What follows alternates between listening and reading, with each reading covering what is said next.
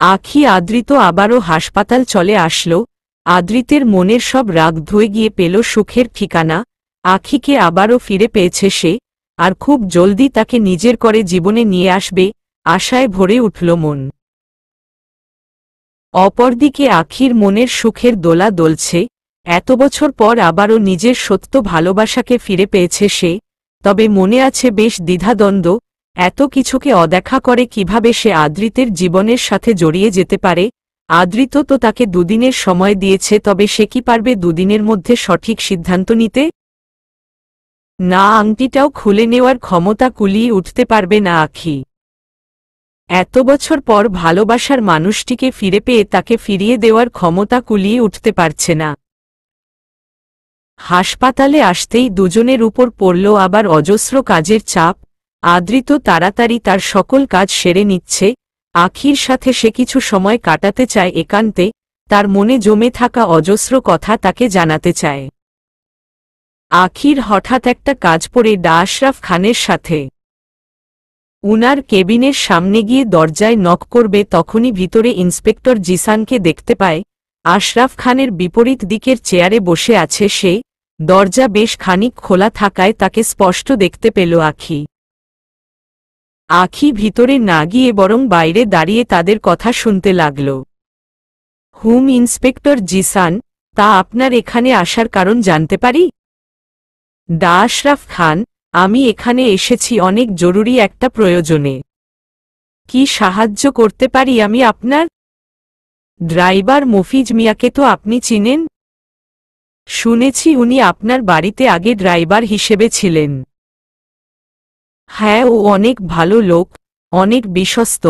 আমার বাড়িতে অনেক বছর কাজ করেছে, কিন্তু গত 4 বছর আগে ও হঠাৎ আমার চাকরি ছেড়ে দেয়। কারণ জিজ্ঞেস করলে তেমন কিছু বলতে চায় না। কিছুদিন পর জানতে পারি সে তার পরিবার নিয়ে তার দেশের বাড়ি চলে যায়। সেই জায়গাটা কোথায় বলতে পারবেন? যতটুকু জানি ওর আসল বাড়ি বরিশালে, কিন্তু সঠিক জায়গা বলতে পারব না।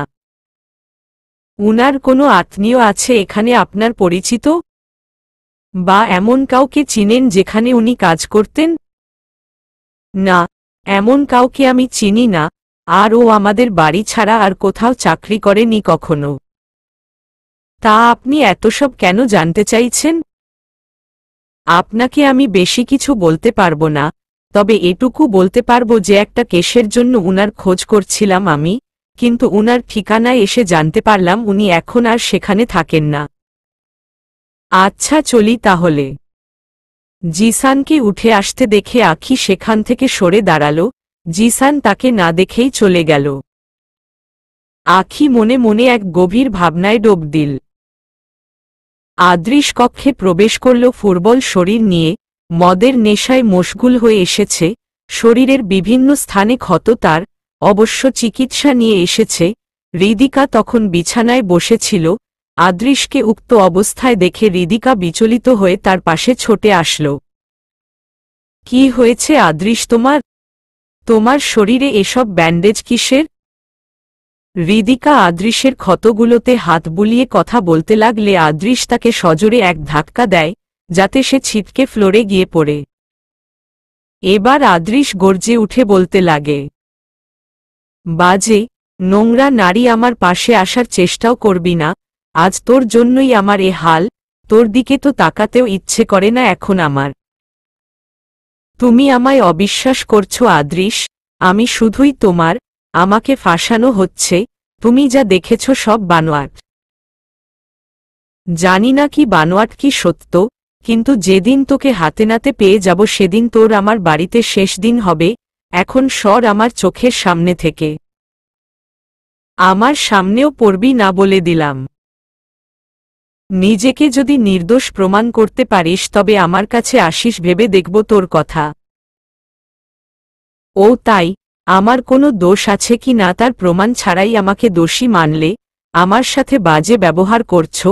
আর ওই আখি, যে কি না তোমাকে এত অপমান করল, তোমাকে মারল, ও তোমার পরিবারকেও নিয়ে গেল। তারপরও ও ভালো, বড় তো সেদিন চেঁচিয়ে বলছিলে ওর নামে কেস দিবে। কোথায় কি করলে শুনি? আদৃশ তেরে গিয়েই এবার হৃদিকার থুতনি চেপে ধরল। রাগে ক্ষোভে ক্ষেপে উঠে বলে, এবার ওই নোংরা মুখে যদি আর একবারও আমার আখির নাম নিয়েছিস তবে ওই মুখ সেলাই করে দিব আমি।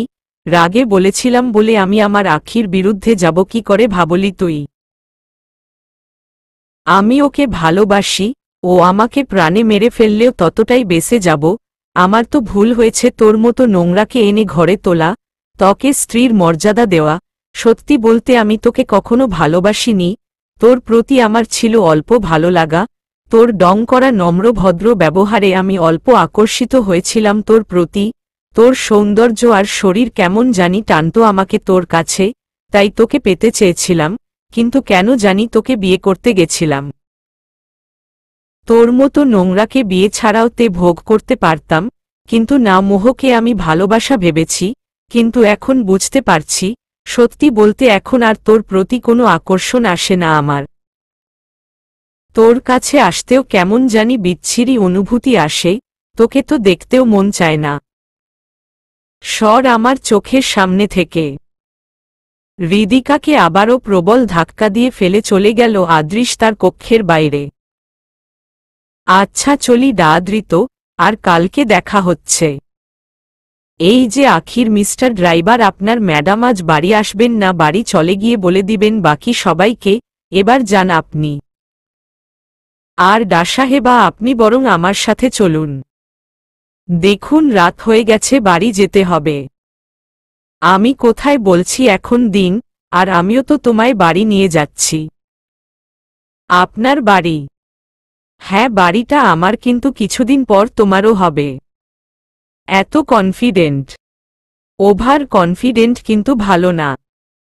আহনাফ আদৃত মির্জার কনফিডেন্ট কখনো সস্তা বা লোক দেখানো হয় না। ফ্লার্ট করছেন আমার উপর? ভ্রু নাচিয়ে বলল আখি। আমি তো ভালোবাসা প্রকাশের অল্প প্রচেষ্টা করছি মাত্র, কেউ ফ্লার্ট মনে করলে আমার কি করণীয়? তবে যাই করছি নিজের হবু স্ত্রীর সাথেই তো করছি। আলতো স্বরে মিনমিনিয়ে আখির চোখে চোখ রেখে আদৃতের বলে যাওয়া কথা আচমকা এক লজ্জায় ফেলে দিল আখিকে। মুচকি হেসে চোখ সরিয়ে নিয়ে বলল, আপনি বড্ড ফাজিল হয়ে গেছেন, নিরামিষ ছিলেন সেটাই ভালো ছিল। চলুন এবার, মা বলেছে তোমাকে নিয়ে যেতে, আজ থাকতে হবে তোমায় আমাদের বাড়িতে। তবে চলুন, আমার মায়ের ছেলের হবু বউ, ফুককু ডাকি। আপনি সত্যিই বড্ড পাজি হয়ে গেছেন। কথাটা বলে আখি লজ্জামিশ্রিত হাসি দিয়ে আর আদৃতের দিকে না তাকিয়ে এই গাড়িতে ওঠার জন্য দরজা খোলতে হাত বাড়াবে তার আগে আদৃত এসে হালকা টানে দরজাটা খুলে দিল। এবার ভিতরে যাও। আখি উত্তরে মৃদু হেসে ভিতরে ঢুকে গেল। গাড়ি চলছে আপন গতিতে। আজকে আদৃতের চেহারা থেকে হাসি যেন নামছেই না। আলতো এক বাঁকা হাসি ঠোঁটের কোণে স্থির রেখে গাড়ি চালাতে মনোনিবেশ করেছে আদৃত। আখি লক্ষ্য করছে তাকে খুব তীক্ষ্ণ নজরে। ফর্সা চেহারাতে খোঁচা দাড়ি তার বড্ড মানানসই। বাইরের বাতাস তার চুল দুলিয়ে দিয়ে যাচ্ছে।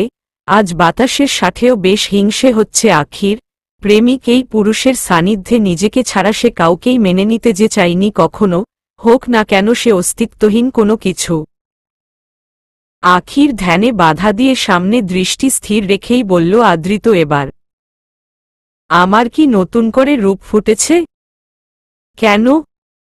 না মানে, 6 বছর পর আজ কাউকে আবারও বিমোহিত হয়ে তাকাতে দেখতে পেলাম অপলকে। আর চোখে আমাকে দেখছেন বুঝি?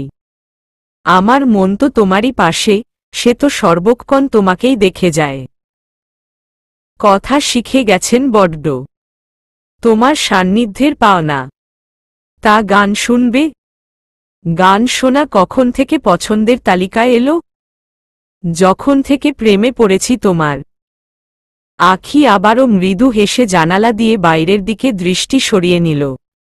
আদৃত মুচকি হাসিতে একটা গান বাজিয়ে দিল। কি করে বলবো তোমায়? আসলে মন কি যে চায়। কেন সে পালিয়ে বেড়ায় তোমার থেকে? তুমি জানতে পারো নি কত গল্প পড়ে যায়।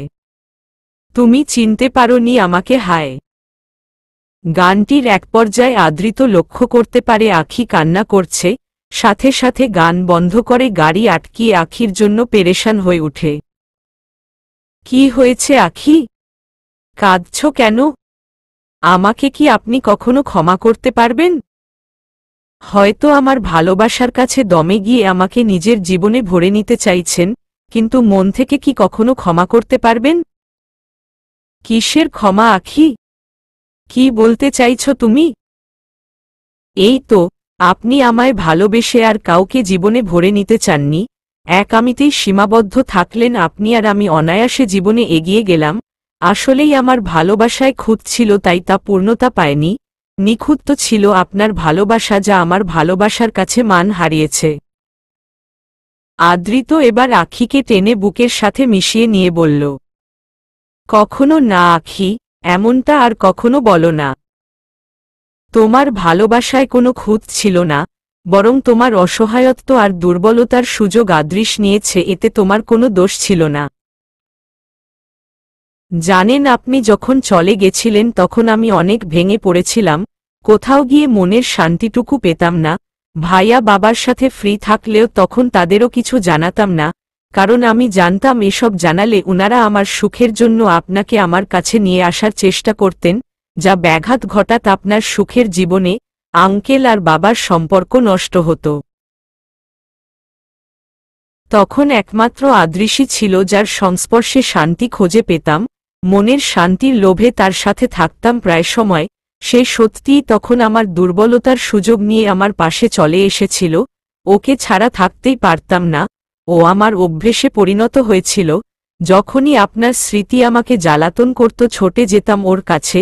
ওর প্রতি একটা টান সৃষ্টি হয়েছিল আমার মনে, জানি না সেটা ভালোবাসা ছিল নাকি অন্য কিছু, কিন্তু ওকে আমি হারাতে চাইনি। মন ভাঙার ব্যথা যে কতটা যন্ত্রণাদায়ক তা আপনাকে হারিয়ে বুঝেছি, তাই সে ব্যথা আমি দ্বিতীয়বার সহ্য করার ক্ষমতা জুটিয়ে উঠতে পারিনি। মনের শান্তির পরিণামস্বরূপ ওকে পেতে স্বার্থপরের মতো সব ত্যাগ দেই আমি। আমাকে ক্ষমা করে দিবেন আপনি? পাগলি কি যে বলে! ওই আদৃশ তার কর্মফল নিশ্চয়ই পাবে, এখানে তোমার কখনো কোনো দোষ ছিল না। তাছাড়া আমার সুখপাখির মুখে ক্ষমা চাওয়া আমি কখনো মেনে নিব না। দেখো, তোমার কান্নায় আজ আকাশটাও কান্না করে দিয়েছে, চলো না এই বেদনার জলে দুজন সুখ মাখাই। আজ যে আমার এই নিরামিষ মনটাও উতল আসে বৃষ্টির জলে নেচে উঠতে চায় আখি তোমার সনে, ভিজবে কি আজ আমার সাথে? আখির চোখের জল মুছে তার দিকে হাত বাড়িয়ে প্রস্তাবটা দিল আদৃত। আখি নির্দ্বিধায় আদৃতের হাতে হাত রাখল। অতঃপর দুজন বৃষ্টির তালে তাল মিলাতে এগিয়ে গেল। আখির চেহারায় ফুটে উঠল আবার চওড়া হাসি, হাত মেলিয়ে গায়ে মাখিয়ে নিতে লাগল আকাশের বুক থেকে আগত জলের অজস্র বিন্দুকণা। বৃষ্টির প্রতিটা কণা আজ তার মনে সুখের দোল দলিয়ে দিয়ে যাচ্ছে, নিজের সাথে করে যেন নিয়ে যাচ্ছে আখির মনের সকল বিষাদের ছোঁয়া, সকল তিক্ত অনুভূতি। আপলকে তাকিয়ে আছে তার প্রেমে মশগুল যুবক তার পানে। যতবার এই রমণীকে দেখে সে ততবারই যেন নতুন করে তার প্রেমে মুগ্ধ হয়। এই এক রমণীর প্রেমে যেন জীবনের নাশটাও হাসিমুখে গ্রহণ করে যাবে সে। আজ বিশ্বাস করে উঠতে পারছে না নিজের ভাগ্যে, অবশেষে কি তবে পেয়ে গেল সে তার সুখপাখিকে? সবকিছুই যেন এক সুন্দর স্বপ্নের মতো মনে হচ্ছে তার, ভয়ও আছে খুব যদি ভেঙে যায় কবু সে স্বপ্ন। আখির হঠাৎ খেয়াল গেল আদৃতের দিকে, আলতো হেসে জিজ্ঞেস করে গেল তাকে, কি দেখছেন এভাবে দাঁড়িয়ে? দেখছি আমার সুখপাখিকে, দেখছি তার অকৃত্রিম সেই হাসি যা এতদিন তিক্ততার নিচে চাপা পড়েছিল। কথাটা শুনে আখির হাসি কোথাও যেন উধাও হল। আখি মুহূর্তেই যে আবার মনে বিরাজমান হল তিক্ত কিছু অনুভূতি। আদৃত বেশ অস্থিরতা নিয়ে এবার এগিয়ে এসে আখির দুগাল নিজের দুহাতের ফাঁকে আগলে ধরে বলল, না সুখ পাখি, এই বিষাদ আর সহ্য করে উঠতে পারব না আমি তোমার চেহারাতে। ভয় হয় এখন প্রাণ খুলে হাসতেও, যদি তা আবার মলিন হয়। না পাখি, যতদিন বেঁচে আছি এই হাসি ধরে রাখার প্রাণপণ চেষ্টা করব, ভয় পেও না তুমি। এত সুখ আর ভালোবাসা কি কপালে সইবে আমার? কেন বিশ্বাস হয় না এই পাগল প্রেমিকের প্রতি? আছে, কিন্তু ভাগ্য যদি আবারও মোড় নেয়। ভাগ্যের লিখন তো আমাদের কর্মে হয় আখি। আমরা একে অপরকে এত ভালোবাসব যে আল্লাহ তায়ালাও আমাদের উপর উনার রহম বজায় রাখবেন, ইনশাআল্লাহ। কথা দিন কখনো ছেড়ে যাবেন না। কথা দিলাম। আখি অতি আবেগে জড়িয়ে ধরল আদ্রিতকে, আদ্রিত জড়িয়ে ধরল তার সুখপাখিকে। অল্পক্ষণ পর আখির হুঁশ ফিরল, কি করে গেছে সে। একরাশ অস্বাভাবিকতা ভর করল তার উপর, লজ্জাময় একটা ভাব নিয়ে ছাড়িয়ে নিল আদ্রিতকে। অতঃপর আদ্রিতের দিকে আর না তাকিয়ে গাড়ির দিকে চলে গেল বেগতিক পায়। আদ্রিত মাথা চুলকিয়ে অল্প হাসল, অতঃপর সেও গাড়ির দিকে হাঁটা ধরল। আদৃশ্যের আজ ঝরছে চোখের জল, নেশায় এতটাই মাতাল যে সোজা হয়ে বসতেও পারছে না, তাও ছাদের এক প্রান্তে হাত পা গুটিয়ে বসে আছে আকাশের পানে একধানে তাকিয়ে। মনে পড়ছে আখির সাথে কাটানো মুহূর্তগুলো। ছাদের প্রান্তে বসে প্রায় রাতেই তার কাঁধে মাথা রেখে রাতের চাঁদ দেখার জেদ করত আখি। আজ বড্ড মনে পড়ছে তার আখির কথা। শরীরের টানে সে কত বড় ভুল করে গেছে তা আস্তে আস্তে উপলব্ধি করতে পারছে। মরীচিকার পিছন ছোটতে গিয়ে সে হিরে হারিয়ে বসেছে, কি করে তা মেনে নিবে। আজ বুকের বা পাশে চিনচিন ব্যথা অনুভূত হচ্ছে তার। ছাদের দরজার ধার ঘেঁষে আদৃশকে লক্ষ্য করছে হৃদিকা। আমি জানি আদৃশ, তুমি সবকিছু নেশার ঘোরে বলে গেছ, তুমি শুধু আমাকেই ভালোবাসো আদৃশ। তুমি দেখো আবারও আমার রূপের নেশায় পাগল হবে। হৃদিকার রূপ অদেখা করে আজও কেউ যেতে পারেনি, আর এই হৃদিকা তোমাকে নিজের রূপে বাঁধবেই। যাতেই বাঁধতে হোক না কেন, আমি তোমাকে বেঁধে রাখব। তোমাকে আমার হয়েই থাকতে হবে, তুমি হলে আমার হবে, নইলে আর কারো না। মিন মিন করে দাঁতে দাঁত চেপে নিজে নিজে কথাগুলো বলে স্বাভাবিকভাবে স্থান ত্যাগ করল হৃদিকা। বৃষ্টি থেমেছে সেই কবেই। আখি আদৃত মির্জা হাউজে এইমাত্র ঢুকল। আদৃত গাড়ি থেকে নেমে এসে আখির পাশের দরজা খুলে দিলে আখি নেমে পড়ল। এত আদিক্ষেতা দেখানো ভালো না ডা আদৃত। ভালোবাসা প্রকাশের মাধ্যম কখনো লোক দেখানো আদিক্ষেতার মধ্যে পড়ে না সুখপাখি। তাই আখি আবারও আলতো হেসে ঘরের দিকে যেতে যেতে বলল, জলদি এসে কাপড় চেঞ্জ করুন, নয়তো জ্বর চলে আসবে আবারও। তুমি আগে আমার সাথে আসো, আগে তোমায় কাপড় দেই, ভিজে তো তুমিও আছো। আরে আমি ইশিকার থেকে নিয়ে নিব, আপনি কোথায় কাপড় পাবেন আমার? আমি এনে রেখেছি। মানে? কারণ আজকে তোমাকে আচমকা মির্জা বাড়িতে নিয়ে আসব, তা আমার আর মায়ের পূর্বপরিকল্পিত ছিল, সে হিসেবে কিনে আনা। আপনিও যা পারেন। এখন চলুন ম্যাডাম। দুজনের কর্মকাণ্ড ছাদের উপর থেকে দেখতে পেলেন আরিয়ান মির্জা। আখির সাথে আদৃতের এমন মেলামেশা মোটেও মেনে নিতে পারলেন না উনি। আখি আদৃত ঘরের ভিতরে প্রবেশ করল। আরে আখি মা, আয় আয়, কত সময় ধরে পথ চেয়ে বসে আছি। এ কি দুজন দেখি ভিজে আছিস। আদৃত রুমে গিয়ে চেঞ্জ কর। আখি তুই আমার সাথে আয়। ওর কাপড় আমি নিয়ে এসেছি তোর রুম থেকে। কেন, আমি ওকে দিতে পারতাম না? আরে ভাইয়া রাগো না, বিয়ের পর একান্তে যা শাড়ি চুড়ি দেওয়ার দিয়ে দিও, এখন না হয় তোমার জিনিস আমরাই দেই। হা হা। কথাটা শুনে আখি মুচকি হেসে দেয়। আদৃত বেশ লজ্জায় পড়ে গিয়ে তাড়া করে ইশিকাকে। তকে না আমি। মা দেখো না, তোমার ছেলে আমায় মারতে আসছে। হয়েছে যা, এখন ফ্রেশ হয়ে নে। আয় মা আয়। আখি কাপড় পাল্টে নিতেই ইশিকা আর শায়লা মির্জা ওর কাছে চলে আসেন। বর্তমানে তিনজনই হরেক গল্পে মগ্ন। গল্পের এক পর্যায়ে বলল ইশিকা, আখি দেখো না, বেড়াতে এসে দিনগুলো তাড়াতাড়ি চলে যায়।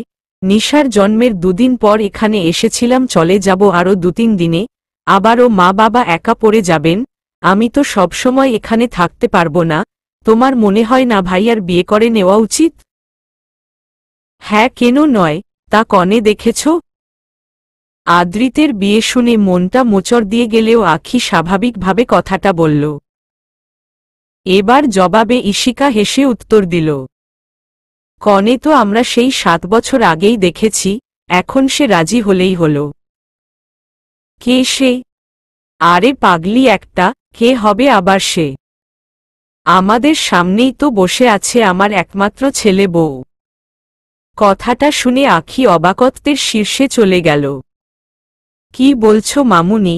আমি? কিন্তু আমি ডিভোর্সি, এতে কোনো আসে যাবে না তোমাদের? একটা চড় দিব আরেকবার যদি কথাটা বলেছিস ডিভোর্স হয়েছে তো কি হয়েছে? তোর একটা চোখ কানা হয়েছে না দাঁত পড়ে গেছে কোনটা? আর যদি এমনটা হতো তারপরও তোকেই ছেলে বউ বানাতাম। এবার বল রাজি কি না? আমার একটু ভাবতে হবে মামুনি। আর কি এত ভাবাভাবি, আমার ছেলেটা যে বুড়োর কাতারে চলে যাচ্ছে। কি যে বলো মামুনি তুমি। তো আর কি বলবো বল, আমি আর কিচ্ছু শুনতে চাই না, আমি বিয়ের সব ব্যবস্থা করছি। না মামুনি, এখন না। কেন রে? আসলে আমি এখন আর জীবনে এগুতে গেলে মা বাবা ব্যতীত এগোব না। আগেও আমার সংসার টিকেনি, কারণ মা বাবার মনের অভিশাপে সন্তানের সুখ কখনো চিরস্থায়ী হতে পারে না। বাবা মায়ের দোয়া ব্যতীত কোনো সম্পর্কের শুরুরই বৈধতা পায় না, এমনকি বিয়েও বৈধতা পায় না। তা আমি আগে জানতাম না। আইনত বৈধভাবে এতদিন বিয়ে নামক বন্ধনে থাকলেও ধর্মানুযায়ী অবৈধভাবে ছিলাম, জানি না এই পাপের পরিণামে কি পাব। দেরিতে হলেও বিষয়টা বুঝে গেছি আমি। ও আচ্ছা, তাহলে এই ব্যাপার। চিন্তা করিস না, ভুল করে বান্দা অনুশোচনার সহিত সঠিক রাস্তায় ফিরে এলে আল্লাহ ঠিকই ক্ষমা করে দেন। আর কথা যেখানে তোর মা বাবার, তুই সব আমার উপর ছেড়ে দে, আমি দেখে নিব। সত্যিই তুমি আমার বাবা মাকে ফিরিয়ে নিয়ে আসতে পারবে?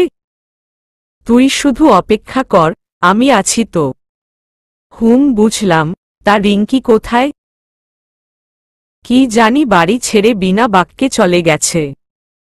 তবে যাই হয়েছে ভালোই হয়েছে, না গেলে আমিই বার করতাম। আখির মন আজ বড্ড খুশি। শায়লা মির্জা আর ঈশিকা একটু আগে কক্ষ ত্যাগ করলেন। বর্তমানে আখি হাতের আংটিটায় হাত বুলাচ্ছে আর ভাবছে আদ্রিতের কথা। মনে লেগেছে নতুন রং, নতুন শুরুর আমেজ। প্রথম ভালোবাসাকে দ্বিতীয় সুযোগে ফিরে পায় কজন। নিজেকে আজ ভাগ্যবতী বলে মনে হচ্ছে। জীবনসাথী হিসেবে আদ্রিতের মতো এমন একজন, আর শ্বশুর বাড়ির লোকজন হিসেবে এত সুন্দর একটা পরিবার কার কপালেই বা জোটে। আখির ধ্যান ভঙ্গ করে ফোনে আসলো হঠাৎ মেসেজ নোটিফিকেশন। আদ্রিত মেসেজ করেছে, সুখ পাখি ছাদে আসো, চাঁদ দেখব একসাথে। আর যদি না আসি, একটু অধিকার খাটিয়ে হয়তো নিয়ে আসার প্রচেষ্টা করব। কোলে উঠানোর ক্ষমতা আমার এখনো যায়নি, কিন্তু আমি কিন্তু আগের সেই পিচ্চি আখি নই যাকে কোলে নিয়ে জব্দ করার চেষ্টা করবেন আপনি। আমার আখি তো আমারই, হোক না কেন সে কোনো পিচ্চি মেয়ে, নয়তো বোঝদার, থাকবে তো আমার কাছেই আমার প্রিয়সী হয়ে। হয়েছে, আর কথার ফুল বাঁধতে হবে না, দাঁড়ান আমি আসছি। মুখ ভরা হাসি নিয়ে খুশি মনে এবার ছাদের পানে হাঁটা ধরল আখি, কিন্তু হঠাৎ সামনে প্রকট হলেন আরিয়ান মির্জা। আরে আঙ্কেল, আপনি? তোর সাথে কিছু কথা ছিল আখি। আঙ্কেল বলুন। একান্তে কিছু কথা বলতে চাই। আমার সাথে চলো। চলুন। আরিয়ান মির্জা আখিকে নিয়ে একটা কক্ষে গেলেন। সেখানে উনি প্রায়ই বসে বই পড়েন, এছাড়াও বিভিন্ন জিনিস লেখালেখিও করেন। সরকারি ভার্সিটির প্রফেসর ছিলেন উনি দীর্ঘ বছর। অবসরের সময়টা এখন ভালোই কাটে। সেই কক্ষের একটা সোফায় উনি নিয়ে বসতে বললেন আখিকে, নিজেও তার ঠিক সামনের সোফার দিকটায় বসলেন। কি বলবেন আঙ্কেল বলুন? দেখ মা, তোর বাবা আমার অনেক ভালো বন্ধু। প্রফেশনাল লাইফে আসার পর থেকেই ওর সাথে আমার পরিচয়। তাছাড়া এই সম্পর্ক আরও গভীর হয় তুই ঈশিকার সাথে বন্ধুত্ব গড়ে তোলার পর থেকে। তাছাড়া তুই প্রায়ই আমাদের এখানে আসতি, ভালোই লাগতো আমার। তোর বাবা আর আমি ভেবে নিয়েছিলাম আদ্রিত আর তোর বিয়েটা করিয়ে দিব, এতে করে আমাদের বন্ধুত্ব আরও মজবুত হবে। সব ঠিকঠাক ছিল, কিন্তু না জানি কি থেকে কি হয়ে গেল। আদ্রিত হুট করে আমেরিকা চলে গেল। তারপর থেকে যতবারই ওর সাথে তোর কথা বলতে চেয়েছি ততবারই এটা ওটা বলে কথা ঘুরিয়ে গেছে। 3 বছর আগে যখন তোর বাবা তোর আর আদ্রিতের বিয়ের কথা বলেছিলেন আমায়, তখন আমি আদ্রিতের সাথে এ নিয়ে কথা বলার পূর্বেই জানতে পেলাম তুই আদ্রিশকে পছন্দ করিস, আদ্রিতকে বিয়ে করতে চাস না। সেদিন অনেক কষ্ট পেয়েছিলাম আমি, কিন্তু সবার জীবনে নিজেদের পছন্দ থাকতে পারে, এতে কোনো দোষ বলে মনে হলো না আমার। কথাটা এটুকু পর্যন্ত ঠিক ছিল আখি, কিন্তু এখন কিছুই ঠিক হচ্ছে না। ঠিক হচ্ছে না মানে? আপনি কি বলতে চান আঙ্কেল, একটু বুঝিয়ে বলবেন? দেখ আখি, তুই আমায় ভুল বুঝিস না। তুই অবিবাহিত থাকলে মানা যেত, কিন্তু তুই ডিভোর্সি, আর এদিকে আদ্রিত অবিবাহিত। এ নিয়ে সমাজে কতটা কথার সামনে পড়তে হবে আমাদের বুঝতেই পারছিস। জীবনে তিল তিল করে গড়ে তোলা সম্মান কি করে ধোলায় মিশে যেতে দেই অল্পতে। তাও তোর কথা মাথায় রেখে মেনে নিতাম, কিন্তু উপর থেকে তুই কখনো মা হতে পারবি না। এদিকে নিজের বংশধর আজকাল কে বা না চায় বল? আদ্রিত শায়লা তো অতি আবেগী, তাই ওসব ভাবছে না, কিন্তু যখন সমাজের সামনে পড়বে তখন হয়তো তাদের ভাবনাও তেমনই হবে। এবার তুই বল, সব জেনে শুনে কি তুই জীবনে দ্বিতীয়বারও ভুল করে যাবি? কথাগুলো আখির বুকে তীরের ন্যায় আঘাত করল, তবুও পাথর ভঙ্গিতে বসে রয় স্বাভাবিক স্বরে বলল, আমি বুঝতে পারছি আঙ্কেল, আপনি কি বলতে চাইছেন। আপনি চিন্তা করবেন না, আপনাকে নিরাশ করব না আমি। কথাটা বলে ছুটন্ত পায়ে চলে আসল নিজ কক্ষে আখি, অতঃপর দরজা লাগিয়ে মুখ চেপে কান্না করে দিল। অনেকক্ষণ যাবৎ আখির জন্য অপেক্ষা করে বিরক্ত হল আদ্রিত। মেসেজ করলেও জবাব পাচ্ছে না, কল করলেও ধরছে না আখি। এবার মনে বেশ অভিমান জমিয়ে চলে আসলো আখির খোঁজে। আখি শায়লা মির্জার কক্ষে আসল। নিজেকে যথাসাধ্য স্বাভাবিক রাখার চেষ্টা করে উনার সাথে কথা বলতে শুরু করল। মামুনি। আরে আখি মা, তুই কক্ষে আয়, কিছু দরকার? কোনো অসুবিধে হচ্ছে তোর এখানে?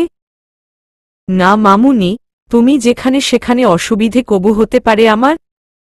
আসলে মামুনি, আমায় এখন চলে যেতে হবে। কি বলিস রে এসব, চলে যাবি মানে? আসলে হঠাৎ বাড়িতে একটা জরুরি কাজ পড়েছে, যেতেই হবে। কি কাজ এমন? আর্জেন্ট কাজ মামুনি, না গেলে না হবে। বলতে পারবো না এখন। কি এমন কাজ তোমার আখি যে এখনই চলে যেতে হবে? দেখ না আদ্রিত কেমন যাই যাই করছে, তুই একটু বোঝাতো ওকে। বুঝতে পারছেন না আপনারা? প্লিজ মন খারাপ করবেন না, আমি কিন্তু থাকতে পারবো না, আমার যাওয়াটা জরুরি। কথাটা বলে আখি আর এক মুহূর্তও না দাঁড়িয়ে ছুটন্ত পায়ে বাহিরের দিকে হাঁটা ধরল। আদ্রিত পিছু এলো, সাথে শায়লা মির্জাও আসলেন। আখি বাড়ি থেকে গাড়ি আনিয়ে নিয়েছে এতক্ষণে, ছুটে গিয়েই গাড়িতে চড়ে বসল। আখি, কথাটা শুনো আমার। আখি আদ্রিতের ডাক শুনেও না শোনার ভান করল। আদ্রিত গাড়ির পাশে যাবার আগেই গাড়ি ছেড়ে দিল ড্রাইভার। শায়লা মির্জা আর আদ্রিত দুজনই হতভম্ব হলেন আখির উক্ত ব্যবহারে। আদিলও বাইরে, এদিকে সে রিহানকে খাইয়ে ঘুম পাড়িয়ে দিয়েছে, মাও ঘুমিয়ে গেছেন এত সময়ে। আখির হঠাৎ বাড়িতে চলে আসায় আশ্চর্য হল সুব্রতা। ড্রয়িং রুমে বসে সে আদিলের অপেক্ষা করছিল। আখিকে দেখে অবাকত্ব নিয়ে জিজ্ঞেস করল তাকে, কি হয়েছে আখি, এভাবে ফিরে আসলে যে? তাও এত রাতে? তুমি না আজকে মির্জা হাউজে থাকতে গেছিলে? কাছের সেই মমতার আশ্রয়কে দেখে আখি আর তার আবেগ ধরে রাখতে পারল না। ছুটে গিয়েই তাকে ঝাপটে ধরে কাঁদতে শুরু করল। কি হয়েছে বোন আমার? এভাবে কাঁদছ কেন? হয়েছে কি বলো? আমার কেউ নেই আপু, আমি কারো যোগ্য না, কারো যোগ্য না। কি হয়েছে আখি, বলবে তো? বলো না, মনটা আমার পেরেশানিতে ভরে উঠেছে, বলো কি হয়েছে? আখি শুভ্রতার সাথে নিজের সকল কথাই ভাগ করে থাকে। বর্তমানে শুভ্রতাই তার বিশ্বস্ত সঙ্গ, তাকে মনের ভার ভাগ না করে যেন শান্তি পায় না আখি। তাছাড়া মনটাও যে আজ ভরে উঠেছে, হালকা করার মাধ্যমটা বেশ জরুরি, তাই সবকিছুই আখি বলে গেল শুভ্রতা প্রথম থেকেই। সবটা শোনার পর শুভ্রতা কি প্রতিক্রিয়া করবে ভেবে পাচ্ছে না। কিছু সময় বাকরুদ্ধ থাকার পর এবার বলল, আদৃশ এত কিছু করে গেল আর তুমি আমাদের বললেও না, চুপচাপ সহ্য করে গেলে। আর আজও তাই করবে বলো? আমাদের না হয় কিছু বলনি, আদৃতের বাবাকে তো বলতে পারতে। আমার মনে হয় ডিভোর্স নিয়ে উনার সমস্যা তেমন হতো না, কিন্তু উনার সমস্যা হয়তো বাচ্চা নিয়েই বেশি। তবে তুমি সত্যতা বলে দিতে পারতে যে তুমি সন্তান জন্মদানে সক্ষম। বাকিটা আদৃতকে বললে উনি নিজের বাবাকে বুঝিয়ে নিতেন। এমনটা তো এখন নতুন না যে ডিভোর্সি নারীদের বিয়ে অবিবাহিতদের সাথে হচ্ছে না। তোমার এভাবে চলে আসা ঠিক হয়নি, তোমার আদৃতের সাথে কথা বলা উচিত ছিল। না আপু, আমার জায়গায় হয়তো অন্য কোনো মেয়ে হলে এমনটাই করত যেমনটা তুমি বলছো, কিন্তু আমি কখনো এমনটা করার কথা ভাবতেও পারি না। আমি মেয়ে হয়ে জন্মেছি তাই বলে এ নয় আমি পায়ের ধুলো, বাবা আমায় মাথায় তুলে রাখত, আমি কেন কারো নিচে পড়ে থাকব। নির্দ্বিধায় আমি বলতে পারতাম আমি সন্তান জন্মদানে সক্ষম। আদৃতের সাথে কথা বলে আঙ্কেলকে আমাদের পক্ষে আনতেও হয়তো সক্ষম হতাম। কিন্তু আমার সম্মানটা কোথায় পড়ে থাকত আপু, ভাবতে পারছ? আমি কারো ভালোবাসা ভিখেতে চাই না, সারা জীবন কারো করুণা বা আওর চোখের বাণী সহ্য করে যেতে আমি পারতাম না। আঙ্কেল মেনে গেলেও এ নিয়ে আফসোস উনার মনে থাকত ঠিকই। মনে মনে হয়তো দিতেন বদদোয়া। আর নারীদের জীবন সম্পর্কে জানোই তো আপু, বাচ্চা গর্ভে ধারণকৃত সময় অনেক দুর্ঘটনার ফলস্বরূপ জন্মদানের সক্ষমতা হারিয়ে যেতে পারে। তখন যদি আমার সাথেও এমন ঘটে তখন কে নিবে আমার জীবনের নিশ্চয়তা? কে নিশ্চিত করবে কথাটা যে আঙ্কেল তখন আদৃতকে দ্বিতীয় বিয়ের জন্য বলবেন না? হয়তো আদৃত তাতে মানবেন না, কিন্তু আঙ্কেল তো কষ্ট পাবেন মনে। বংশধর না পাওয়ার দোষী সারা জীবন মনে মনে আমাকেই করে যাবেন, যা আমি কখনোই মেনে নিব না আপু। জীবনে অনেক ভুল করেছি, আর না, আত্মসম্মানহীন জীবন আমি মেনে নিতে পারব না। এমনটা করার থাকলে তো আদৃশের সাথে সংসার করতাম, ওকে ছেড়ে দিতাম না। কিন্তু না, আমার কাছে ভালোবাসার চেয়েও আমার আত্মসম্মান বড়। আত্মসম্মানের বিসর্জন দিয়ে আমি কোনো কিছুই জয় করতে চাই না। অতঃপর চোখ মুছে নিজেকে সামলিয়ে নিয়ে নিজ কক্ষে চলে গেল আখি। রাতভর আখিকে কল মেসেজ করল আদৃত, কিন্তু না, কোনো কিছুরই জবাব পেল না সে। ঘুম উধাও হয়ে গেছে তার চোখ থেকে, ভিতরে শান্তি নামক জিনিসটাও কোথায় রয়ে গেল। সকালে রেডি হয়ে নাস্তা না করেই হাসপাতালের দিকে পথ ধরল আদৃত। বাবা, কথা হয়েছে আখির সাথে? না মা, কলই তো ধরছে না, না মেসেজ সিন করছে। কি হলো আমার মেয়েটার? ওর বাড়ি যাব? না মা, দেখি হাসপাতাল আসে কি না, না হলে বাড়ি যাব। আদৃত চলে আসলো হাসপাতাল, এসে দেখল আখি আজ সময়ের আগেই এসেছে, বসে টুকটাক কিছু কাজ করছে। আদৃত তার কাজের ফাঁকেই তার সাথে কথা বলার চেষ্টা করল। আখি, খুব বিজি? একটু কথা বলবে? আসলে আদৃত প্রচুর কাজ, ফ্রি হয়ে কথা বলবো। আদৃত নিরাশ হল আখির এমন আচরণে। এমনি যতই কাজ থাকুক না কেন আখি আদৃতের সাথে হেসে কথা বলে নেয় অল্প করে হলেও, কিন্তু আজ আদৃতের মনে হল আখির তেমন কোনো কাজ নেই, তাও তার সাথে কথা বলতে চাইল না। এমনকি আজ তার মুখে সেই হাসিটাও নেই। আদ্রিতের সময় পার হচ্ছে না, কোনো কাজে মন বসছে না, মনটা শুধু আখির জন্য আনচান করছে তার। কিন্তু আখির সাথে যখনই কথা বলতে যাচ্ছে আখি তখনই তাকে এটা ওটা বলে এড়িয়ে যাচ্ছে। বড্ড বিরক্ত লাগছে আদ্রিতের সবকিছু। আজ বেশ কয়েকবার বেহায়ার মতোই আদ্রিত আখির পাশে গেছে কথা বলবে বলে, কিন্তু আখি কথা বলল না, বরাবরের মতো এড়িয়ে গেল। এবার আবারও আসল আখির কাছে, কিন্তু এসে দেখল আখির কেবিনে দানিশা বসে আছেন। আখি তার সাথে বেশ হেসে খেলেই কথা বলছে আর আদ্রিতকে দিল ভারী কাজের চাপের বাহানা। মুহূর্তেই গা জ্বলে উঠল আদ্রিতের। ছেলে হোক বা মেয়ে, তার আখির জীবনে নিজের সময়ের ভাগটা সে কাউকে দিবে না। তাই এবার সোজাভাবেই আনিশাকে বলল আদ্রিত, দানিশা, আমার ডাক্তার আখির সাথে কিছু কথা ছিল, যদি আপনি একটু সুযোগ দিতেন। হ্যাঁ, কেন নয়। অতঃপর ডাক্তার আনিশা উঠে চলে গেলে আদ্রিত আখির পাশে আসল। কি হয়েছে? তুমি আমাকে ইগনোর করছে কেন? আমি আপনাকে কোথায় ইগনোর করছি, কাজ আছে প্রচুর তাই কথা বলতে পারছি না। তবে এখন যে দানিশার সাথে গল্প করছিলে, এখন কোনো কাজের চাপ নেই তোমার? হাসপাতালে তো আমি ছাড়া কারো সাথে তেমন আড্ডা দিতে দেখি না কখনো, আর আজ আমাকেই অদেখা করছ?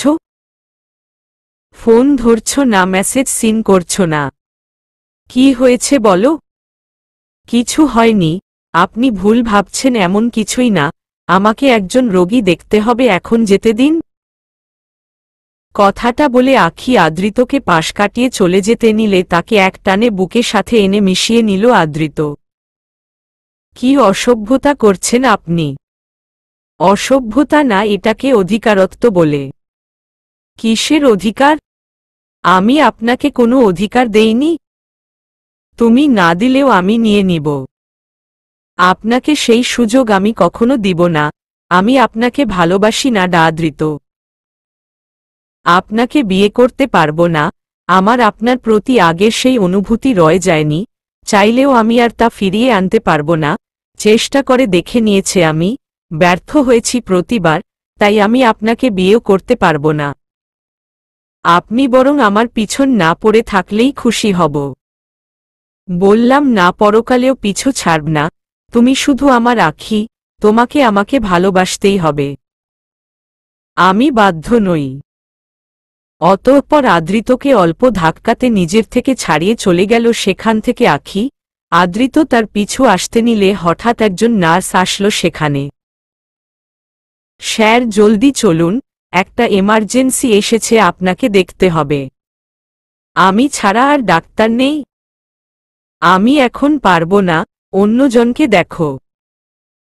স্যার, খুব ক্রিটিক্যাল ম্যাটার।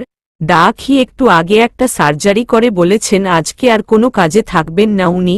উনার গুরুত্বপূর্ণ কাজ আছে, চলে যাবেন।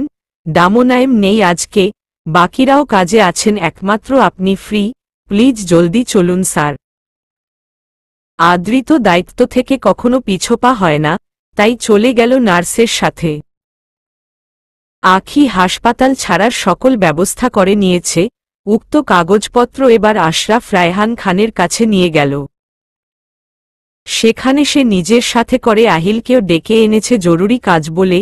এবার কাগজপত্র বাবার হাতে তুলে দিয়ে বলল, আজ স্যার বলে আপনাদের সাথে ফর্মালিটি করতে পারবো না, এমনিতেই আর ডাকতে আসব না। এখানে জব নেওয়ার প্রথম আর প্রধান কারণ ছিল তোমাদের পাশে থাকা, তোমাদের প্রতিদিন চোখ ভরে দেখে নেওয়া। ভেবেছিলাম হয়তো তোমাদের মনে আবারও জায়গা করে নিতে পারব। কিন্তু ভুল ছিলাম আমি।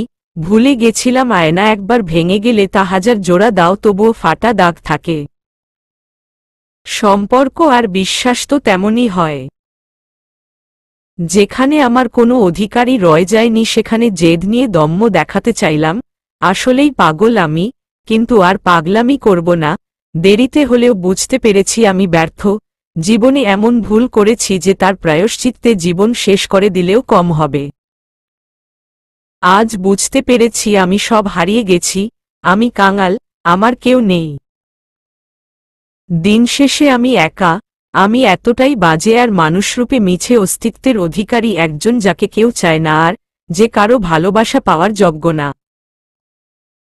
তাই ভাবলাম নাই বা পেলাম কারো ভালোবাসা, আত্মসম্মান আর জীবনের তিক্ততা নিয়ে যতদিন পারি বেঁচে থাকব, আর দূর থেকে চাইব তোমরা খুশি থাকো, কখনো জ্বালাতে আসব না আর। আমি হাসপাতাল ছাড়ার সিদ্ধান্ত হুট করে নেওয়ায় আপনাদের আগে জানাতে পারিনি, তাই দুঃখিত, কিন্তু এই হাসপাতালে আমি আর থাকতে পারব না। পারলে আমার ক্ষমা করে দিও বাবা, ভাইয়া, আমি যে ভুল করেছি তার ক্ষমা হয়তো আমি কখনো পাব না, তবুও খুব করে চাইব, সব শেষে বলবো অনেক ভালোবাসি তোমাদের, দূরে চলে গেলেও এমন একদিন যায়নি যেদিন ভাবিনি তোমাদের নিয়ে চলি। মাম, মাইশা আর দাদু দিদুকে বলো আমি উনাদের কথা জিজ্ঞেস করেছি। কখনো সামনে পড়ব না।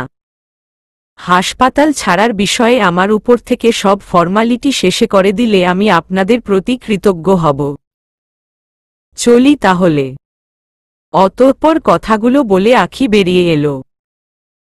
এতক্ষণ পাথরের মতো দাঁড়িয়ে অনুভূতিহীনের মতো কথাগুলো বলে গেলেও এবার আর নিজেকে আটকে রাখতে পারল না আঁখি, গাড়িতে উঠেই এবার মুখ চেপে কান্না করতে শুরু করে দিল। হাসপাতালের দিকে তাকিয়ে মৃদু স্বরে বলল, আমাকে ক্ষমা করে দিবেন দাদৃত, কিন্তু আমার কাছে ভালোবাসার উপর আমার আত্মসম্মানের স্থান, নিজের জীবন গুছিয়ে নিন, দোয়া করব। চলে যাব আপনাদের সবার থেকে অনেক দূরে, অল্প কাজ বাকি, তবে আর আসব না আপনাদের কাউকে কষ্ট দিতে, আসব না কারো জীবনে অভিশাপরূপে, জন্মস্থান থেকে পাওয়া তিরস্কার, তাচ্ছিল্য আমি কখনো ভুলব না, আর কখনো পা রাখব না এই দেশের মাটিতে, নির্দিষ্ট কিছু কাজের সমাপ্তি এ দেশে ও তার মানুষের মায় ত্যাগ করতে বাধ্য করবে আমায়। রাতে আদ্রিস অন্য একটা রুমে ঘুমিয়ে যায়, সকালে হৃদিকা ঘুম থেকে উঠার আগেই কোথাও যেন বেরিয়ে গেল, সারাদিন অনেক ফোন মেসেজ করেও তাকে পায় না হৃদিকা। আদ্রিসকে হারানোর ভয় রূপ ধরে রাখতে আজকের পুরোটা দিন বিভিন্ন ডাক্তারের শরণাপন্ন হয় হৃদিকা, কিন্তু কোনো ফলাফল পায় না, সবারই একই কথা, উনারা কিছুই করতে পারবেন না, ভাইরাস খুব তাড়াতাড়ি তার শরীরে ছড়িয়ে গেছে, কোনো পথ্য বা ওষুধ কিছুই পায়নি সে কারো কাছ থেকে, নিরাশ হয়ে ফিরতে হলো তাকে। ফেসবুক, গুগল কোথাও কোনো উত্তর পেল না, ভাইরাসের আতঙ্ক থেকে নিজেকে বাঁচানোর পেল না কোনো রাস্তা। এদিকে সময়ের সাথে হৃদিকার শরীরের বেহাল দশা ধরতে শুরু হয়েছে, চামড়া অনেকটা সংকুচিত হয়ে গেছে পুরো শরীরের, চেহারার দিকটায় বেশি, আজকে ডান হাতের 3টে নখ উঠে গেছে, চোখের পাপড়িগুলোও ইতিমধ্যে পড়ে গেছে। নিজেকে দেখতে নিজের কাছেই কেমন জানি ভয়াবহ লাগছে। আঁখি আসলো বাড়িতে, সারা রাস্তায় কান্না করেছে, চোখ মুখ শুকিয়ে গেছে অল্প সময়ে, আজ নিজেকে নিঃস্ব লাগছে বড্ড, পৃথিবী অন্ধকার লাগছে, তাও নিজেকে সামলে নেওয়ার ব্যর্থ এক চেষ্টা করে বিছানায় এসে গা এলিয়ে দিল, চিত হয়ে পড়ে আছে, উভয় চোখের কোণ হয়ে বেয়ে পড়ছে জল। আদৃত সার্জারি করে এসেই জানতে পারল আঁখি হাসপাতাল ছেড়েছে। মাথায় যেন আকাশ ভেঙে পড়ল তার, এবার নিশ্চিত হল আঁখির সাথে কিছু একটা তো হয়েছে যার ফলস্বরূপ ও এমনটা করছে, না আর নিজেকে দমিয়ে রাখতে পারল না আদৃত, আঁখিকে হারিয়ে যাবার ভয় এবার বেড়ে গেল তার, আঁখি ব্যতীত এখন যেন এক মুহূর্তও নিঃশ্বাস নেওয়া মুশকিল আদৃতের, আর দাঁড়াল না, সোজা আঁখির বাড়ির দিকে রওয়ানা হল। কিন্তু গাড়িতে উঠার আগ মুহূর্তে হঠাৎ ফোন আসল তার। আরিয়ান মির্জা সাহেব কল করেছেন। ফোন উঠাল সে। হ্যাঁ বাবা বলো। কোথায় তুই আদৃত? কাজ শেষ? বাড়ি কবে ফিরছিস? জরুরি কথা ছিল। হ্যাঁ বাবা কাজ শেষ, তবে এখন বাড়ি ফিরব না, অন্য কোথাও যেতে হবে। এসে কথা বলছি।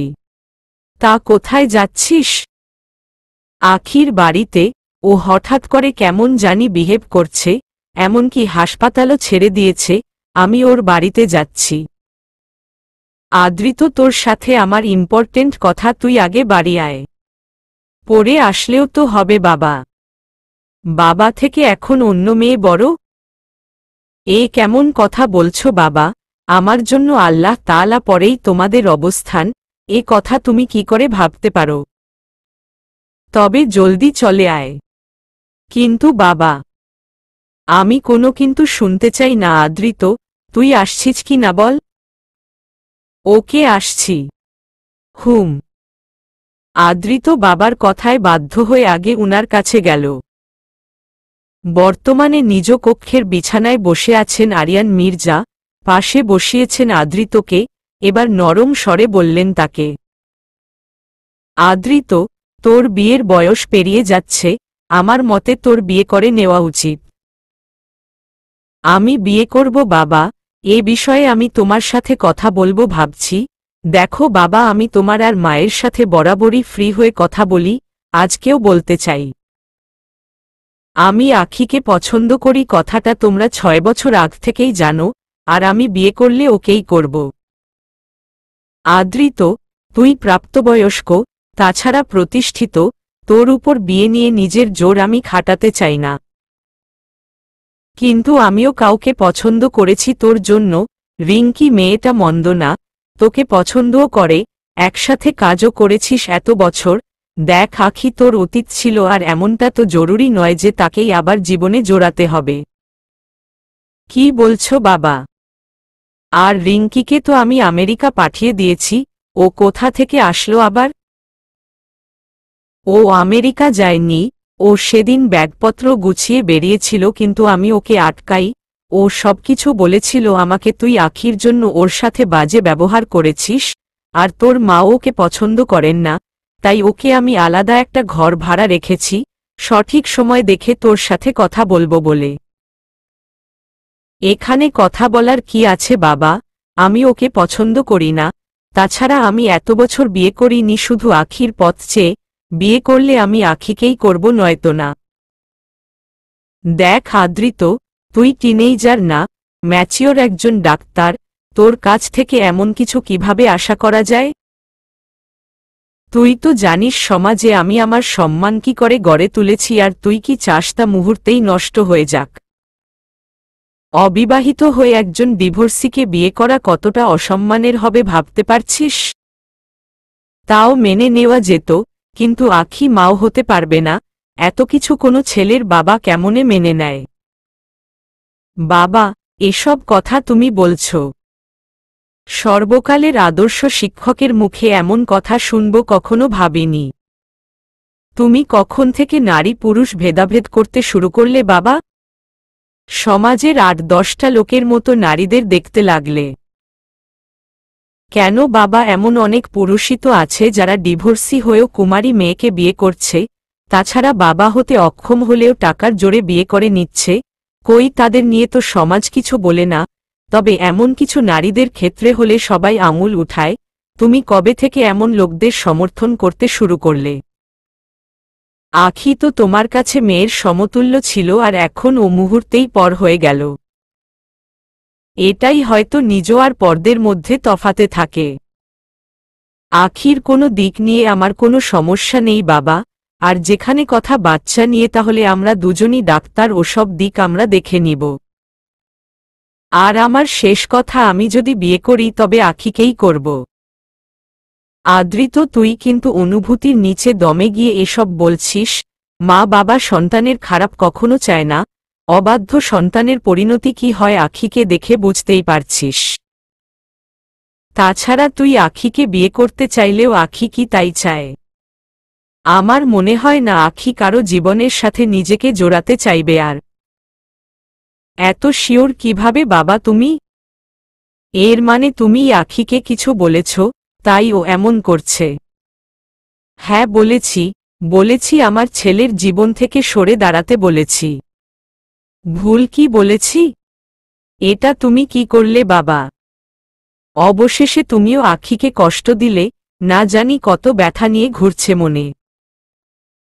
কথাটা বলতে বলতেই আদৃত ছোটে বাইরের দিকে চলে গেল। আদৃত, কোথায় যাচ্ছিস? কথা শুন আমার। শায়লা মির্জা কক্ষে আসতে নিলে আদৃত আর আরিয়ান মির্জাকে কথা বলতে দেখে দরজার সামনেই দাঁড়িয়ে যান। এত সময় উনি সবকিছু শুনছিলেন, এবার বেশ রেগে গিয়ে কর্কশ গলায় বলে উঠলেন, খুশি হয়ে গেছ তুমি আমার ছেলে আর মেয়েটাকে কষ্ট দিয়ে? কি পেলে তুমি এসব করে? তুমি কি মনে করো তুমি বলবে আর আদৃত বিয়ে করে নিবে, তাও তোমার ওই শাকচুন্নি রিঙ্কিকে? আমার ছেলে 6 বছর দেশে আসেনি আখির শোকে, এবার যখন অবশেষে সুখের কিছু ক্ষণ জীবনে আসছিল তখন তুমি তা কাটতে পারলে। আজ তোমার সম্মান আমার ছেলের থেকে বড় হল। শায়লা তুমি একটু বেশিই ভাবছ, প্রেম ভালোবাসা এসব শুধু আবেগ, আর আবেগ দিয়ে জীবন চলে না। খুব সহজে বলে দিলে না আরিয়ান, একদিন আমার প্রেমে পাগল হয়ে 20 অব্দি পান করেছিলে মনে আছে? তোমার বাবাও আমাদের বিয়ের কথায় এভাবে মানছিলেন না কারণ আমার পরিবার গরিব ছিল, কিন্তু তোমার জেদের কাছে হার মেনে গেলেন উনি, আর আজ তুমি বলছো এসব শুধু আবেগ। এর মানে কি আমাকে বিয়ে করে এখন তুমি পস্তাচ্ছ? তুমি ভুল ভাবছ, আমি শুধু আমার ছেলের জীবন শুধরাতে চাইছি। হ্যাঁ, নিজের বেলা সব ঠিক, আর পরের বেলাই ভুল। তবে তুমি যাই করো আরিয়ান, আমার ঘরের বউ তো শুধু আখিই হবে, আর যদি তুমি এখানে বাধা দাও আর এতে আমার ছেলের কিছু হয় তবে আমি তোমাকে ছাড়ব না, গলায় দড়ি দিয়ে মরব এই বলে দিলাম। আখির বাড়িতে ঢুকতে পারল না আদৃত, আখি গার্ডদের বলে দিয়েছে আদৃত আসলে যাতে ভেতরে আসতে না দেয়। সরি স্যার, ম্যাম আমাদের বলে দিয়েছেন আপনাকে যাতে উনার পাশে কোনোভাবেই যেতে না দেই। তোমাদের ম্যামকে বলে দাও আমি কথা না বলে যাব না। স্যার এই মাত্র কল করলাম, ম্যাম উনার কথায় অটল। আমিও দেখব কিভাবে অটল থাকে। এবার আদৃত রাস্তা থেকে জোরে জোরে আখিকে ডাকতে শুরু করল। ওই মন চোর বাইরে বেরোয়, আজ দেখব কিভাবে কথা না বলো, তোমাকে কথা বলতেই হবে, এই পাগল প্রেমিক তোমার সাথে কথা না বলে কোথায় যাবে না, ওই আখি শুনতে পাচ্ছ তুমি? আমার বাবার কথায় আমাকে পর করে দিতে পারবে তুমি? তুমি কি ভেবেছ আমি তোমার পিছু ছেড়ে দিব?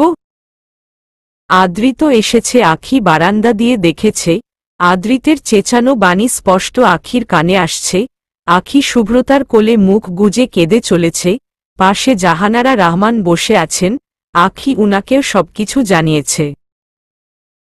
এবার উনি আখির মাথায় হাত বুলিয়ে বললেন, মা রে, যা হয়েছে ভুলে গিয়ে নতুন জীবন শুরু কর, তোর সাথে তো ওই প্রেমিক হৃদয় ছলনার শিকার হয়েছে, তোর জন্য জীবনে এগুতে পারেনি, যখন এত বছর এগোয়নি তবে আগামীতে এগুবে তার কি নিশ্চয়তা আছে? ওর কি অধিকার নেই জীবনে সুখী হওয়ার? কিছু মানুষের জন্য নিজের সাথে ওর জীবনটাও নষ্ট করবি? এতে তো তোর বা আদৃতের কোনো দোষ নেই। আমি পারবো না মা, আমি পারবো না, আমি পারবো না আমার আত্মসম্মান হারাতে।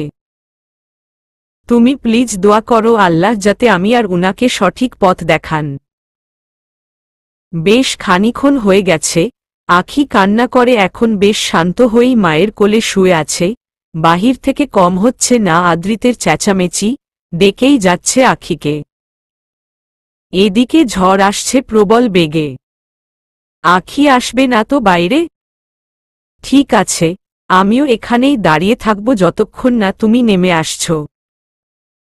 এখন যাই হয়ে যাক। আদৃত এবার নির্বাক হয়ে দাঁড়িয়ে থাকল সেখানে আখির কক্ষের পানে তাকিয়ে, মুহূর্তেই নামল ঝড়, যাকে বলে প্রবল প্রলয়ঙ্কারী। গতকাল বৃষ্টিতে ভিজায় আদৃতের হালকা জ্বর এসেছিল তা জানে আখি, এখন আবারও একটা ঝড় উপর দিয়ে গেলে কি হতে পারে আন্দাজ করে নিতে পারছে। আদৃতকে নিয়ে মনে শুরু হয়েছে আশঙ্কা, আদৃতের কষ্ট কখনো মেনে নিতে পারে না আখি।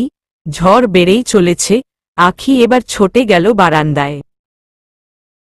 গিয়ে দেখল আদৃত রাস্তায় দাঁড়িয়ে তার কক্ষের পানেই তাকিয়ে আছে, আখিকে দেখতে পেয়ে মুখে প্রাপ্তির এক হাসি ফুটিয়ে নিল মুহূর্তেই। আখি বুঝতে পারল অতিরিক্ত ঝড়ের বেগ তার শরীরকে ফুরবল করে দিতে মরিয়া হয়ে উঠেছে। কক্ষ থেকে এবার শুভ্রতা বলল, আখি আমার মনে হয় তোমার যাওয়া উচিত, উনি সারা রাত এভাবে বৃষ্টিতে ভিজলে উনার শরীর খারাপ করবে অনেক, বিপজ্জনক কিছুও হতে পারে। আখি আর কিছু না ভেবে ছোটে বেরিয়ে গেল। একদম আদ্রিতের সামনে গিয়ে থামল। আমি জানতাম তুমি আসবে আখি। কি শুরু করেছেন আপনি এসব? আপনি ছোট বাচ্চা না যে এমন জেদ ধরে বসে থাকবেন? বৃষ্টিতে এভাবে ভিজলে কি হবে জানেন না? তোমাকে না পেলে বাঁচা যে এমনিতেই দুরূহ হবে আখি। তোমার প্রেমে তো আমার এই মন বাচ্চা থেকেও অবুঝ। তুমি যে আমার নিঃশ্বাসে মিশে গেছো আখি, একবার হাতটা ধরো দিশা পাব।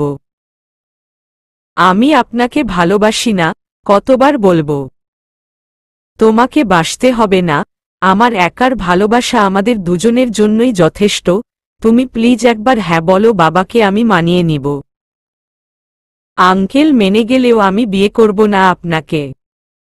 আপনি চলে যান প্লিজ, আমি আপনাকে ভালোবাসি না।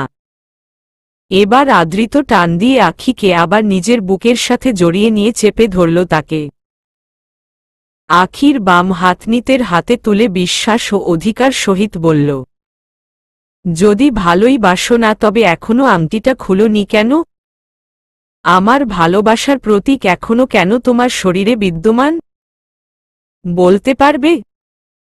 কারণ তুমি আমার ভালোবাসো আখি, আমার দেওয়া ভালোবাসার অংশগুলো তুমি কখনোই নিজে থেকে আলাদা করতে চাও না। সব ভুল, সব মিথ্যে, আমি আপনাকে ভালোবাসি না। এই আংটি না খোলা নিয়েই যদি এত কিছু হয় তবে এই নিন আপনার আংটি, আর চলে যান প্লিজ। আদ্রিতকে হালকা ধাক্কা দিয়ে নিজ থেকে ছাড়িয়ে হাতের আংটিটা খুলে আদ্রিতের হাতে দিয়ে কথাগুলো চেঁচিয়ে বলল, আখি তুমি আংটিটা খুলে দিলে আখি, একটুও হাত কাঁপল না তোমার? আপনাকে ভালোবাসি না, তাই হাত মোটেও কাঁপেনি। এমনটা বলো না আখি, তুমি বিহনে পাগল হয়ে যাব আমি, আমার নিঃশ্বাস নিতেও কষ্ট হয় এখন তুমি ছাড়া। দয়া করে পর করে দিও না, ভালোবেসে ফেলেছি তোমায় বড্ড, অন্যের সাজা তুমি আমাকে দিয়ে না। প্লিজ আদ্রিত, আমার আর এসব ভালো লাগছে না, চলে যান প্লিজ। আমি আপনার যথেষ্ট সম্মান করি, আমি চাই না আমার কোনো কথায় বা আচরণে আপনি কষ্ট পান। প্লিজ চলে যান। চলে গেলে খুশি হবে। হব। কখনো সামনে না আসলে ভালো থাকবে। হ্যাঁ থাকবো, থাকবো থাকবো, চলে যান প্লিজ। বিরক্ত করে তুলেছেন আপনি বড্ড। বুকে পাথর রেখে মিছে কথাগুলো বলে আবারও বাড়ির ভিতর ছোটে চলে আসল আখি। আদ্রিতের পৃথিবীতে যেন মুহূর্তেই অন্ধকার নামল, বুকে বিরাজমান হল শূন্যতা, মস্তিষ্ক যেন কাজ করা বন্ধ করে দিল। হৃদিকা আজ মেকআপের মাধ্যমে নিজের কুৎসিত দিক ঢাকার চেষ্টা করল। আদৃশের দেওয়া একটা শাড়ি পরে বেশ সাজগোজ করে নিয়েছে। আদৃশকে আজ কাছে টানবে সে, তার ডাকে দিতে হবেই আজ আদৃশকে সাড়া। অবশ্য এত মেকআপ করেছে যাতে তার আসল চেহারা ঢেকে গেছে অনেকাংশেই, বেশ খারাপ দেখাচ্ছে না তাকে। এবার আদৃশ এলো কক্ষে, আসতেই হৃদিকা তাকে জড়িয়ে ধরল ছুটে এসে। তুমি এসেছ? দেখ না তোমার জন্য সেজেছি আমি আজ, বলো না কেমন লাগছে? কতদিন হয় পাশে আসো না, ছুঁয়েও দেখো না আমায়। আদৃশ প্রবল এক ধাক্কা দিয়ে ফেলে দিল হৃদিকাকে ফ্লোরে। বললাম না আমার সামনে না আসতে, চুপচাপ আমার কক্ষের বাইরে চলে যা তোর ওই অলুক্ষুনে চেহারা নিয়ে। তোর জন্যই আজ সব হারিয়েছি, আর কথা রইল তোর রূপের, মেকআপ দিয়ে যেভাবেই ঢাক নিজেকে কুৎসিত রূপ ঢাকতে পারবি না। তোর দিকে তাকাতেও কেমন জানি ভয় হয় এখন। নিজেই হয়তো নিজেকে দেখার ক্ষমতা কুলিয়ে উঠতে পারিস না এখন, আর আসিস আমার কাছে আসার বাহানা খুঁজতে। তোর মতো মেয়ের পাশ ঘেঁষতেও রুচিতে বাঁধবে আমার। চলবে।